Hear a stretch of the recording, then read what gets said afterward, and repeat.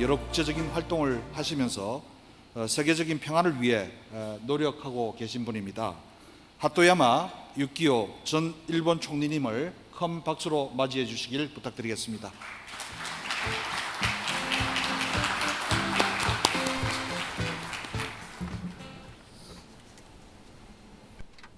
この度 이번에 네가와티 네가와티 스카르노부트리 전 인도네시아 대통령, 그리고 게르하르트 슈레더 전 독일 총리님을 비롯한 여러분들과 함께 이렇게 DMZ 평화경제 국제포럼에 초청해 주신 것에 대해서 진심으로 감사드립니다. 특히 한일 관계가 지금 엄중한 이렇게 가운데 일본인인 저를 초청을 해 주신 점에 대해서 대단히 감사 말씀을 드리고 싶습니다. 금년 8월 15일 광복절 경축 행사에서 문재인 대통령은 얼어붙은 한일 관계의 타개를 위해서 일본이 대화와 협력의 길로 나온다면 우리는 기꺼이 손을 잡을 것이다 라고 말씀하셨습니다. 이에 대해서 같은 날 레이와 시대 첫 전물자 추도식에서 일왕은 과거의 전쟁에 대해서 깊은 반성을 표했지만 아베 총리를 비롯한 중의원, 참의원 의장 그리고 최고재판소 주도사에는 반성이라는 표현은 들을 수가 없었습니다. 문재인 대통령이 한국 국민의 비판을 각오하고 일본 정부에 손을 내민 만큼 아베 총리도 고집을 꺾고 대화와 협력의 길로 나섰어야 함은 두말할 나위가 없습니다. 모든 문제가 발생했을 때 필요한 것은 대화와 협력의 길을 여는 것이며 문을 닫아버리면 결코 해결이 되지 않습니다. 과거 일본이 구미 열강과 맞서 싸우기 위해서 대일본주의를 내세운 부국 강병을 지향하며 한반도를 합병하고 식민지화한 것이 결과적으로 제2차 대전 후 한반도에서의 남북 분단으로 이어졌습니다. 따라서 일본은 한반도 평화를 다시 돌이키는 데 커다란 책임이 있다라는 점을 우선 알아야 합니다. 작년 평창 동계올림픽에서 남북 단일팀이 결성이 되고 그 후 판문점에서 오랫동안 단절되었던 남북 정상회담이 열린 것은 획기적인 일이었습니다. 저는 양 지도자가 웃으면서 악수를 하신 것을 보고 마음속으로 눈물을 흘렸습니다. 2017년 11월 대륙간 탄도미사일 ICBM 발사 시험 성공으로 김정은 위원장은 이제 미국과 대등한 입장에서 한국 전쟁을 종결시키고 평화 조약을 체결할 수 있는 협상 능력을 갖게 되었다라고 판단했을 것입니다. 이것이 취임 1년 이내에 남북 정상회담을 꼭 열고자 했던 문재인 대통령과의 정상회담 실현으로 이어진 것일 것입니다. 그리고 또한 트럼프 대통령이 존 볼튼 국가안보보장관 같은 호전파가 아니라는 점도 지금까지 3회에 걸친 북미 정상회담의 실현을 가능했습니다. 대화를 통한 한국 전쟁의 종결과 한반도 평화 체제 구축이 결코 꿈 같은 이야기가 아니게 된 것입니다. 물론 그 과정은 결코 평탄한 여정은 아닐 것입니다. 한반도의 비핵화에 있어서는 북한의 비핵화 추진뿐만 아니라 당연히 한미 측의 비핵화도 요구가 되는 것입니다. 광복절 경축 행사에서 문재인 대통령의 남북 협력 강조에 대해 북한은 다시 마주 앉을 생각도 없다라고 반응한 것은 한국이 한반도 유사시에 대비한 한미 합동 군사훈련을 실시하고 있기 때문이었을 것입니다. 대화 추진을 위해서는 그 저해 요인이 되는 한미 군사훈련이라든지 혹은 북한의 미사일 발사 시험 그 어느 쪽도 결코 바람직하지 않습니다. 또한 트럼프 대통령이 군산 복합체의 압력에 굴복하지 않으리라는 보장도 없습니다. 중요한 것은 대화의 길을 막지 않는다는 것입니다. 그렇다면 일본의 입장은 어떠한가라는 것입니다. 아베 총리는 북한 문제에 대해서 항상 납치 문제를 최우선시해 왔습니다. 그리고 최근까지 대화의 시대는 끝났다. 대화를 위한 대화는 의미가 없다. 가능한 한 강력한 경제 제재를 취해야 한다라는 말을 계속해왔습니다. 그 결과 북한의 핵미사일 문제 해결을 위한 대화 노선이 진행됨에 따라서 아베 총리는 무대에서 밀려나고 말았습니다. 남북 북미 정상회담 개최는 아베 총리의 심경의 변화를 불러왔고 무조건적인 김정은 위원장과의 정상회담을 희망한다라고 말하기에 이르렀습니다.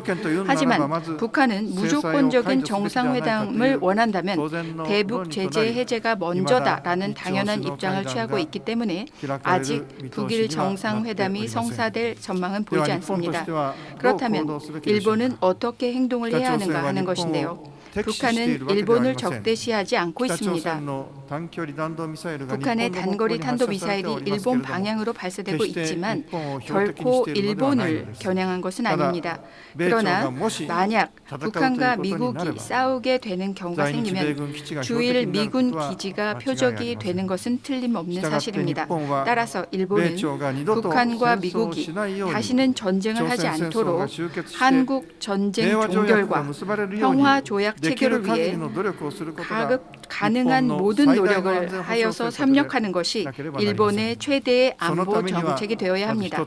그러기 위해서 일본은 첫 번째, 트럼프 대통령이 군산 복합체의 세력에 결코 굴복하지 않도록 지지해야 합니다. 두 번째는 한일 관계 개선을 통해서 문재인 정권의 남북 관계 개선 정책을 지지해야 합니다. 세 번째, 북한이 핵시설을 폐기하는 방향으로 행동을 하면 그에 맞추어서 경제 제재를 해제하고 북일 정상회담을 개최하고 그럼으로써 북일 국교 정상화를 추진하는 것입니다. 네 번째는 납치 문제는 북일 국교 정상화 이후에 그 해결을 위해 노력한다라는 것들이 요구가 되는 것입니다.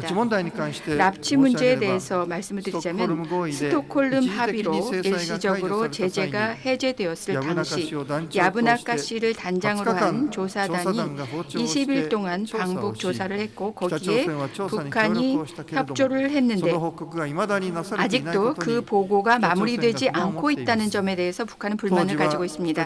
당시는 북한이 가장 경제적으로 어려웠던 시기로 온돌이나 연탄 중독으로 인해서 사망한 일본인이 불행하게도 있었던 것으로 보여집니다. 납치 문제가 해결되지 않으면 북일 국교 정상화도 없다라는 기존의 입장을 아베 총리가 견지하는 한 아무리 시간이 지나도 국교 정상화는 불가능하다라고 말할 수밖에 없습니다. 그런데 여기서 가장 큰 문제는 한일 관계가 매우 비정상적인 상태로 되어가고 있다는 사실과 이에 대한 시급한 개선이 필요하다는 것입니다. 우리가 잊지 말아야 할 것은 과거 일본이 한반도를 식민지화하고 특히 제2차 세계대전 당시에 많은 한반도에 계시던 분들에게 필설로 다할 수 없는 고통을 안겨드렸다는 점입니다. 저는 서대문 형무소를 방문을 하거나 또 합천 재한 원폭 피해자분들을 만나 뵙고 사과를 드린 적이 있습니다. 고통을 준 쪽은 쉽게 잊지만은 고통을 당한 쪽은 아무리 시간이 지나도 그 쓰라린 경험을 잊기가 어려운 법입니다. 저는 전쟁에 진 나라로서 상대방 국가가 이제 더 이상 사과하지 않아도 된다라고 말할 때까지 사과하는 마음을 가져야 한다라는 제가 존경하는 우치다 다츠루 선생님의 무한 책임론을 지지합니다. 이러한 태도를 통해서 틀어져 버린 한일 관계를 풀어나가는 것이 중요하다고 생각합니다. 위안부 문제도 마찬가지입니다. 한일 정부 차원에서 이 문제는 2015년 말 미국의 압력하에 총리의 사죄와 일본 정부의 10억엔 출연 결정으로 표면적인 해결이 이루어졌습니다. 하지만 이 합의는 최종적이고 불가역적인 해결이다라는 표현이 일본이 위에서 아래를 내려다보는 태도로 임했다라고 여겨져서 많은 한국인 분들의 마음에 상처를 주고 말았다고 생각합니다. 문제는 금액이 아닙니다. 일본 정부가 진심 어린 사죄의 마음으로 임할 때 해결이 가능해지는 것이다 라고 저는 지금도 믿고 있습니다. 위안부 문제는 일왕이 사죄하면 해결이 된다라고 말씀하셨던 문희상 국회의장은 제 앞에서 그것으로 인해 마음 상한 분들에게 미안함을 전한다라고 사과했습니다. 한국에서는 당연한 일로 생각될 수 있더라도 일본인의 대부분은 천황폐화를 깊이 존경하고 있기 때문에 그렇게까지 표현한 것은 지나치다라고 느낀 일본인들이 많았던 것도 역시 사실입니다. 따라서 이 문제가 그렇게 해결된 것은 다행이었다라고 생각합니다.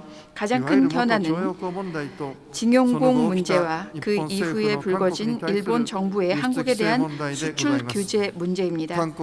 한국의 전 징용공에 대한 그 한국 대법원의 배상 판결에 대해서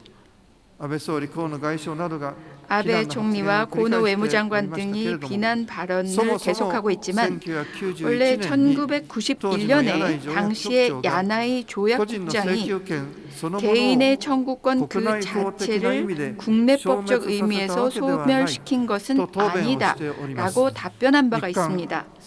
한일 청구권 협정으로 완전히 그리고 최종적으로 해결된 것이 아니다라는 것이 과거 일본 정부의 정식 견해였습니다.